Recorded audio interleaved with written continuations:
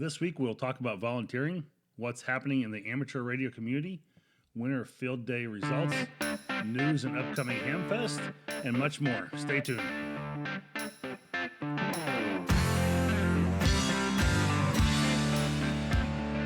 Hello and welcome to the Ham Radio Guy. Good morning or afternoon, whatever time you might be listening to this podcast. It's your host, Marvin W0MET. We strive to educate, inform, and entertain you with the latest of topics, news, and information each episode right here on this show. Hit that subscribe button on your favorite podcast platform. And thanks again for listening to this podcast. So, just wanted to kind of get started here with just been a busy time. It's been a lot going on in springtime. And of course, there's lots of yard work and spring projects and ham radio projects going on with the club and a lot kind of happening. And so anyway, it kind of made me start thinking about, the ARRL, it's the year of the volunteer. And so, it takes a lot of time and effort and commitment to be a volunteer. And so it started making me think about why is it important to volunteer? And we all know that volunteering helps a multitude of people in need. And, I guess, did you know it brings, kind of amazing benefits as well along the way of the volunteer as well. Harvard happened to do a study that determined volunteering helps people live longer and healthier lives with 38% fewer nights spent in the hospital. And I found that statistic as I was kind of reading through and pulling some information about volunteering a little bit. And I, was trying to find reasons, to and from and why we have difficulty with people volunteering in, even my local club sometimes. So, the bottom line I got out of that was if you want to live forever, become a volunteer.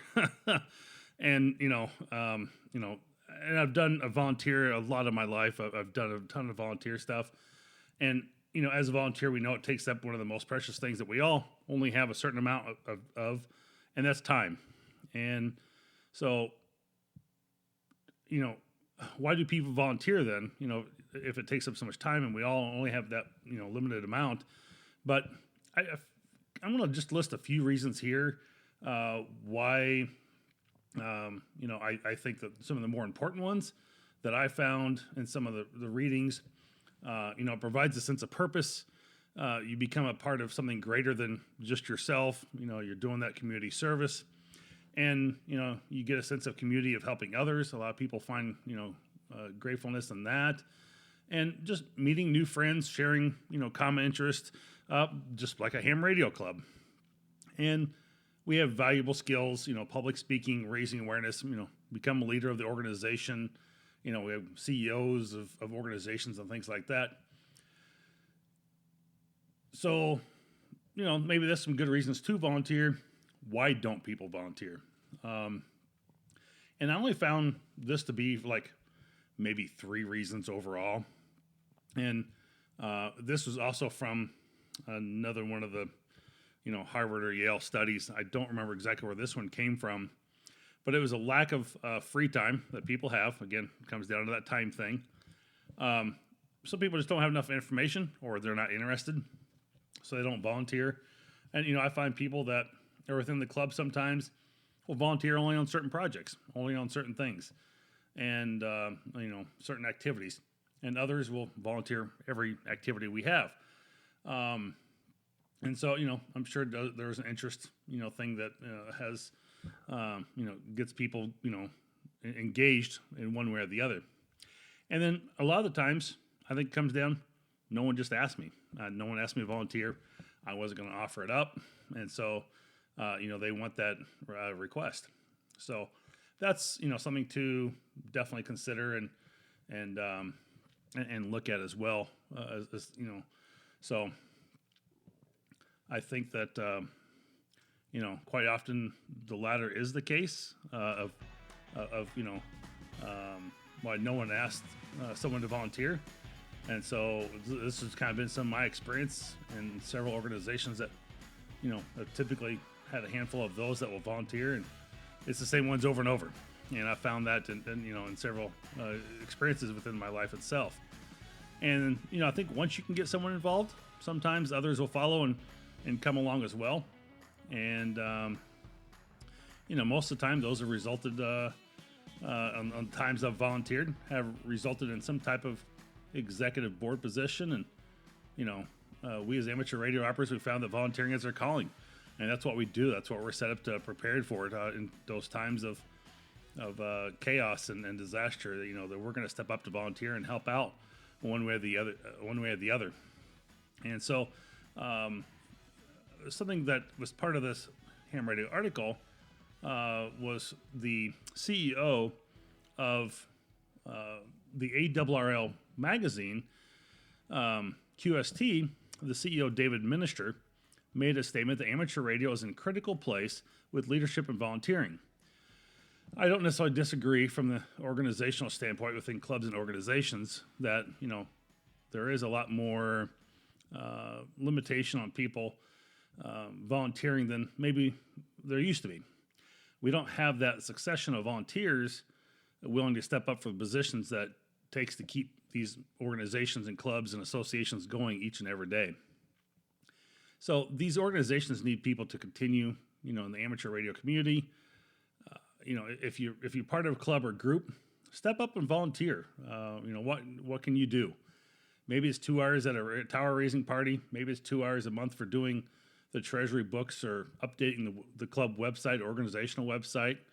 But if you're not a member of a local club either, and you're happening to listen to this podcast, and you're, want to become a member of an organization and volunteering somewhere, those organizations need you. They will find a part for you one way or the other to help out in some way. And again, it comes back to feeling good, and you're feeling better about yourself and getting engaged and being with friends and people of like-mindedness. So again, a lot of positive things that come out of that. So I'm asking you in 2023, with the ARRL Year of the Volunteer, I'm asking that you become one of the volunteers. And again, maybe that's just an hour, maybe it's 2 hours a month or 3 hours a month. It may not even be every month, but something is needed.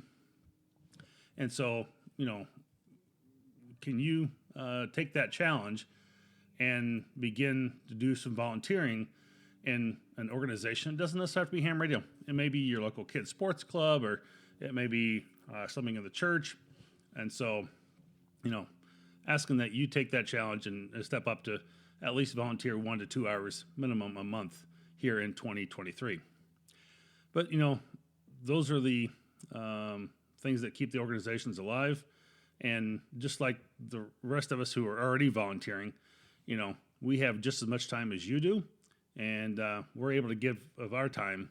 So again, what can you do to help those organizations out?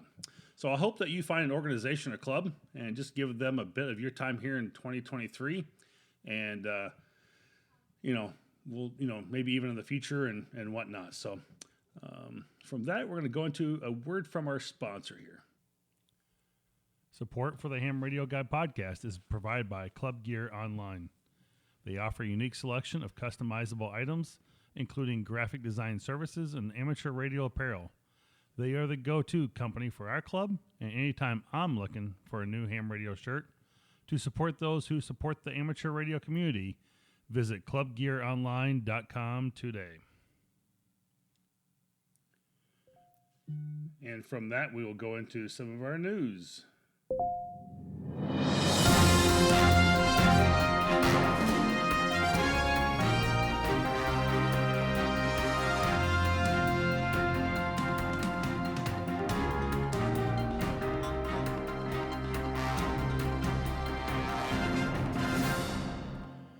And the news today is Armed Forces Crossband Test will be held on May 13th, 2023.